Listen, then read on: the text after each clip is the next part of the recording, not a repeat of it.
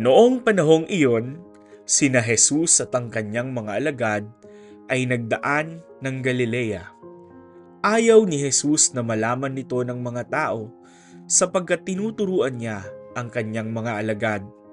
Sinabi niya, ang anak ng tao ay ipagkakanulo at papatayin, ngunit muling mabubuhay sa ikatlong araw. Hindi nila naunawaan ang sinabi niya, ngunit natatakot naman silang magtanong sa kanya. At dumating sila sa Kapernaum. Nang sila'y nasa bahay na, tinanong ni Jesus ang kanyang mga alagad, "Ano bang pinagtatalunan ninyo sa daan?" Hindi sila kumibo sapagkat ang pinagtatalunan nila'y kung sino sa kanila ang pinakadakila. Naupo si Jesus, tinawag ang 12 at sinabi, "Ang sino mang nagnanais maging una ay dapat maging huli sa lahat at maging lingkod ng lahat." Tinawag niya ang isang maliit na bata at pinatayo sa harapan nila.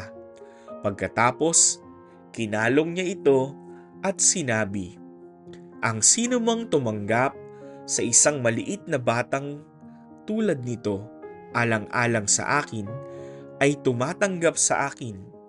At sino mang tumanggap sa akin, hindi ako ang kanyang tinatanggap, kundi ang nagsugo sa akin."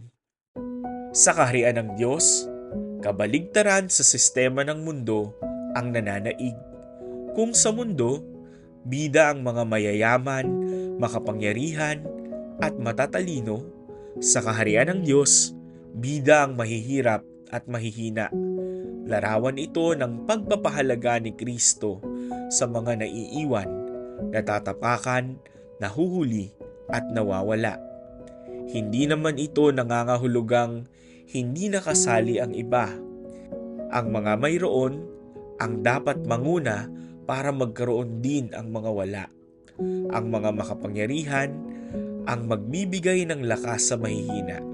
Ang pagiging huli ay isang pribilehiyo para maglingkod sa kapwa bilang pagmamahal, gaya ng pagmamahal ni Kristo, umuunawa, tumatanggap at naglilingkod sa lahat.